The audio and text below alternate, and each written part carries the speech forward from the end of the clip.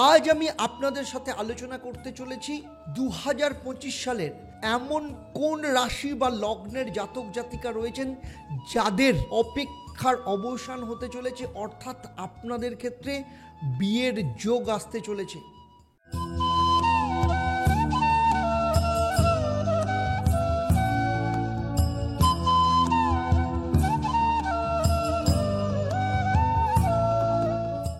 নমস্কার, আমি অ্যাস্ট্রোপণ্ডিত দেবদত্ত, অ্যাস্ট্রোনমা আচার্য Debdutta Facebook page এবং ইউটিউব চ্যানেলে আপনাদের সবাইকে স্বাগত জানাই। আজ আমি আপনাদের সাথে আলোচনা করতে চলেছি 2025 সালের এমন কোন রাশি বা লগ্নের জাতক জাতিকা রয়েছেন যাদের অপেক্ষার অবসান হতে চলেছে, অর্থাৎ আপনাদের ক্ষেত্রে বিয়ের যোগ আসতে চলেছে।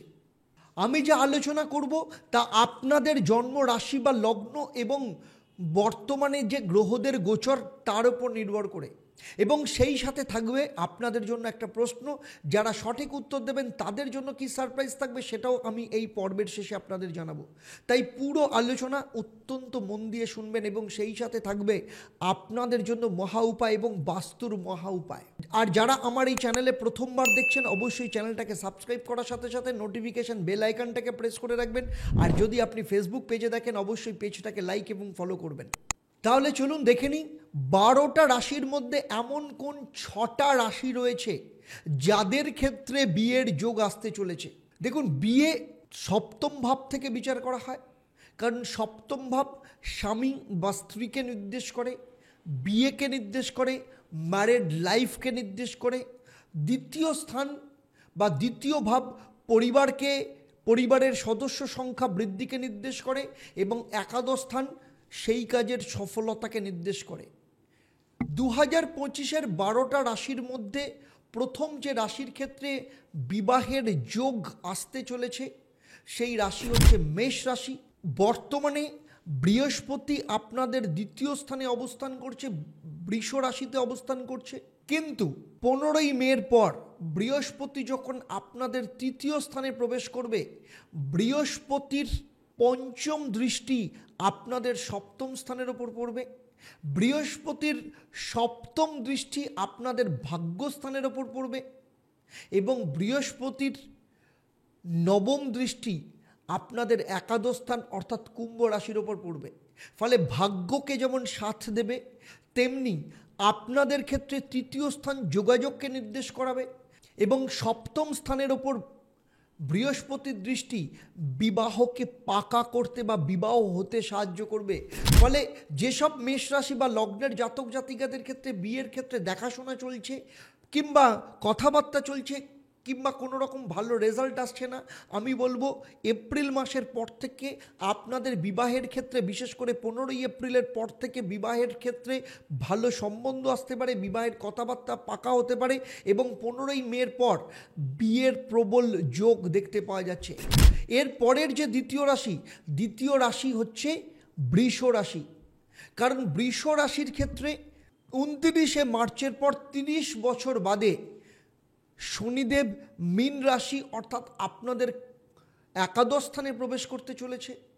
যখন শনিদেব একাদশ স্থানে প্রবেশ করবে তখন তার তৃতীয় দৃষ্টি আপনার নিজের রাশির ওপর পড়বে, সপ্তম দৃষ্টি আপনার পঞ্চম স্থানের ওপর পড়বে, এবং যে কারণের জন্য বিয়ের ক্ষেত্রে অনেক বেশি রেজাল্ট তৈরি করতে পারে। আর সবথেকে বড় কথা হচ্ছে বৃহস্পতি 12 বছর বাদে আপনার দ্বিতীয় স্থান অর্থাৎ মিথুন রাশিতে প্রবেশ করবে। বৃহস্পতি হচ্ছে বিবাহকারক গ্রহ, যখন মিথুন রাশিতে প্রবেশ করবে তখন আপনার ক্ষেত্রে বিবাহের জায়গা তৈরি করবে। দ্বিতীয় স্থান পরিবার বৃদ্ধির মধ্য দিয়েও কিন্তু বিবাহের জায়গাকে তৈরি করবে, এবং দ্বিতীয় স্থান বিবাহকারক স্থান। তাই দ্বিতীয় স্থানে বৃহস্পতির প্রবেশ মানে আপনার বিয়ের রাস্তাকে পাকা করবে। মেষ রাশির জাতক জাতিকাদের ক্ষেত্রে বিবাহের ক্ষেত্রে মহা উপায়। আপনারা আপনার বাড়ির উত্তর পূর্ব দিকে ভগবান গণেশের মূর্তি রাখুন, এবং প্রত্যেক দিন সকালবেলা এবং সন্ধেবেলা ভগবান গণেশের পুজো দিন। আপনাদের ক্ষেত্রে বিয়ের রাস্তা অত্যন্ত পাকা হবে এবং সিদ্ধিদাতা গণেশের আশীর্বাদে আপনাদের বিবাহের যোগ যেমন তৈরি হবে, তেমনি আপনার বাস্তুতে ভগবান গণেশের আশীর্বাদও থাকবে। এবং যখন ভগবান গণেশকে পুজো দেবেন, লাড্ডু দিয়ে পুজো দেবেন এবং ওম গং সিদ্ধিদাতা গণেশায় নমঃ এই মন্ত্রটা অবশ্যই 108 বার পাঠ করবেন। বৃষ রাশি বা লগ্নের জাতক জাতিকাদের ক্ষেত্রে বিবাহের ক্ষেত্রে মহা উপায় হচ্ছে আপনার বাড়ি বা বাস্তুর যে দক্ষিণ পূর্ব কোণ বা যিনি বিবাহ করতে চাইছেন, বিবাহযোগ্য কন্যা বা বিবাহযোগ্য পুত্র, তিনি যে ঘরে থাকেন সেই ঘরের যে দক্ষিণ পূর্ব কোণ, সেই দক্ষিণ পূর্ব কোণে লাল কাপড়ের ওপর অষ্টলক্ষ্মীর মূর্তিকে রাখবেন এবং প্রত্যেক দিন নিয়ম করে গোলাপ ফুল দিয়ে মা লক্ষ্মীকে পুজো দেবেন এবং মা লক্ষ্মীর সামনে লাল মোমবাতি জ্বালাবেন প্রত্যেক দিন। বিবাহের রাস্তা অত্যন্ত সুগম হবে এবং শুধু বিয়ে হবে না, আপনি যে পরিবারের সাথে বিবাহ বন্ধনে আবদ্ধ হতে চলেছেন সেই পরিবারের দ্বারা আপনার জীবনে ভাগ্য বা প্রসপারিটিও বৃদ্ধি পাবে। আপনি যাকে বিয়ে করবেন তার দ্বারা আপনার ভাগ্যের উন্নতির রাস্তাও তৈরি হবে। এর পরের যে রাশি হলো সেটা হচ্ছে মিথুন রাশি।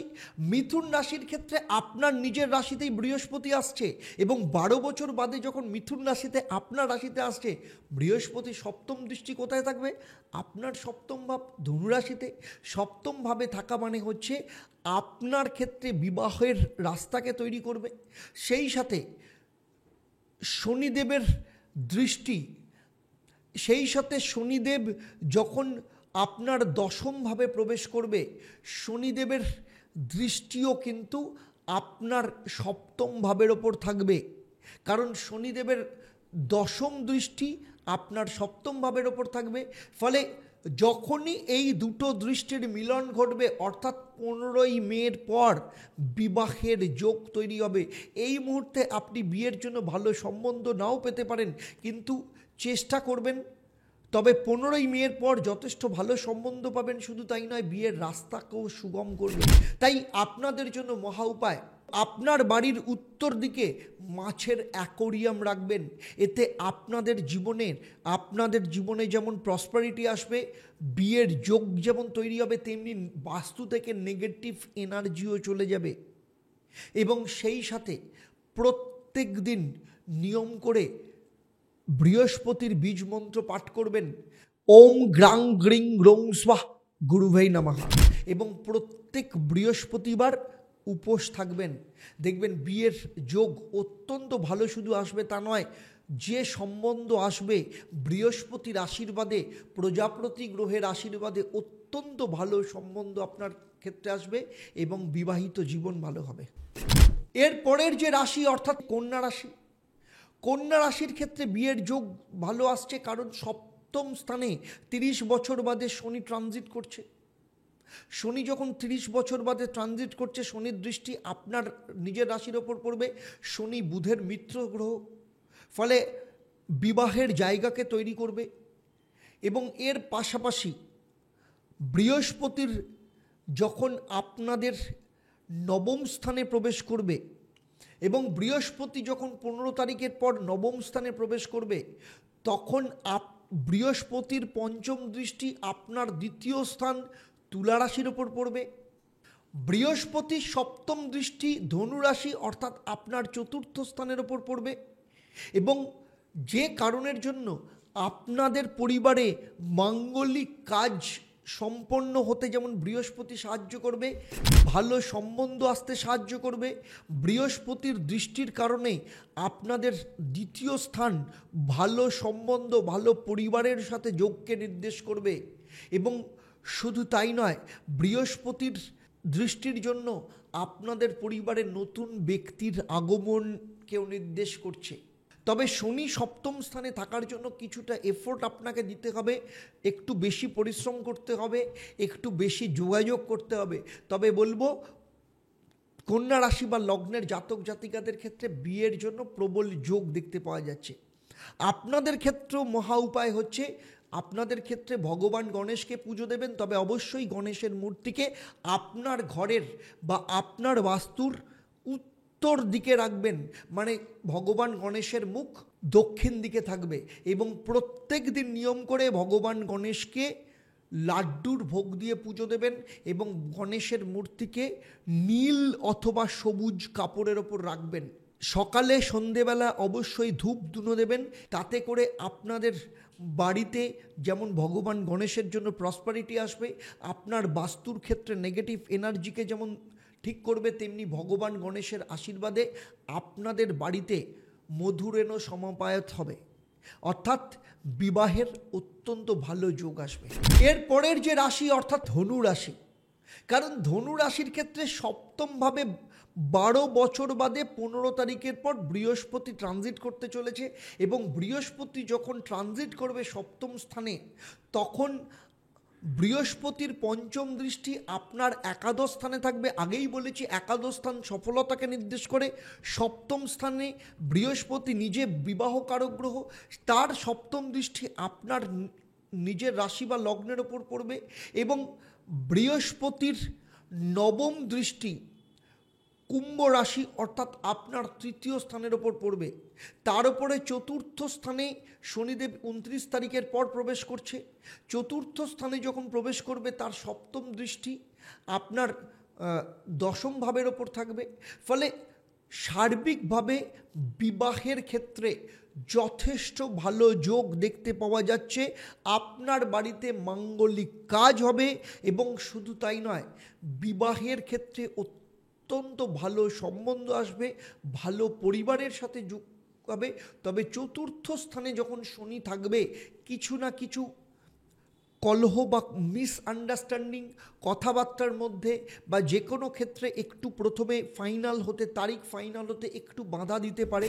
তো সেই সমস্ত ক্ষেত্রে কিন্তু আপনাকে একটু শান্তভাবে কাজ করলে সমস্ত কিছু রেজাল্ট ভীষণভাবে পাবেন। এবারে আসবো আপনাদের জন্য মহা উপায় কী হবে।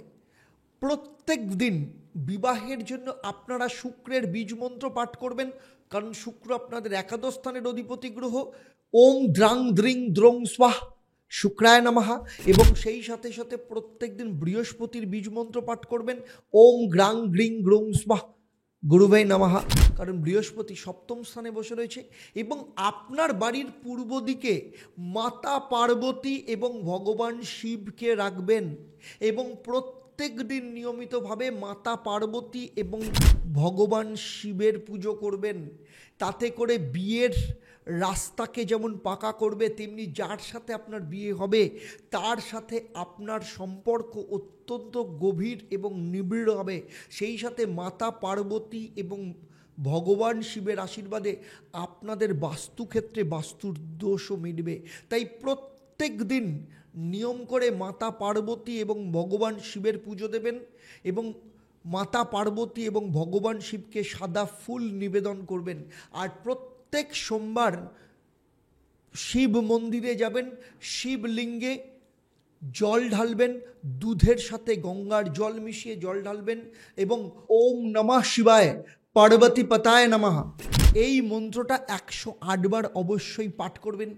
এই মন্ত্র পাঠ করলে খুব তাড়াতাড়ি আপনাদের ক্ষেত্রে বিয়ের কার্য সম্পন্ন হবে এবং বিয়ের তার সাথে সাথে বিয়ের খুব ভালো যোগাযোগ আসবে। 2025-এ বিবাহ যোগ নিয়ে আমার এই আলোচনা আপনাদের কেমন লাগলো অবশ্যই কমেন্ট করে জানাবেন। আর যদি ভালো লাগে তাহলে সেই সব মানুষদেরও শেয়ার করে দেবেন যারা দীর্ঘদিন ধরে বিয়ের জন্য চেষ্টা করছেন। আপনি যদি আমার চ্যানেলে প্রথমবার আসেন অবশ্যই চ্যানেলটাকে সাবস্ক্রাইব করার সাথে সাথে নোটিফিকেশান বেল আইকনটাকে প্রেস করবেন। আর যদি আপনি ফেসবুক পেজে দেখেন অবশ্যই পেজটাকে লাইক এবং ফলো করতে ভুলবেন না। এবারে আসবো আমি এই পর্বের প্রশ্ন। আমি এই পর্বে উল্লেখ করেছি কন্যা রাশি বা লগ্নের জাতক জাতিকাদের ক্ষেত্রে বৃহস্পতি কততম ঘরে প্রবেশ করতে চলেছে। আপনারা যারা সঠিক উত্তর দেবেন আপনাদের মধ্য থেকে লাকি ড্রয়ের মাধ্যমে আমি 3 জন সঠিক উত্তরদাতাকে বেছে নিয়ে আপনাদের কিংবা আপনাদের পরিবারের কোনো একজন সদস্যের জন্মচক্র তার সমস্যা নিয়ে পরামর্শ দেব। আর আপনারা জানেন আমার এই পরিষেবা আপনাদের জন্য সম্পূর্ণ বিনামূল্যে থাকে, তবে অবশ্যই আপনাকে লাকি ড্রয়ের বিজেতা হতে হবে। আর লাকি ড্রয়ের বিজেতা হিসাবে আপনি আপনার নাম জানতে পারবেন প্রতি শনি মঙ্গলবার সন্ধ্যে 6:30 এবং বৃহস্পতিবার দুপুর 12টার লাইভ ফোন ইন অনুষ্ঠানে। তাহলে আজকের মতো বিদায় নিচ্ছি, আবার দেখা হবে আপনাদের সাথে পরবর্তী পর্ব আপনাদের জীবনের অন্য কোনো সমস্যার সমাধান নিয়ে। আপনারা আপনাদের পরিবারের সাথে ভালো থাকুন, সুখে থাকুন, শান্তিতে থাকুন এবং নিয়মিত দেখতে থাকুন দেবদর্শন পর্ব এবং লাইভ ফোন ইন অনুষ্ঠান। নমস্কার। ওম নমঃ শিবায়।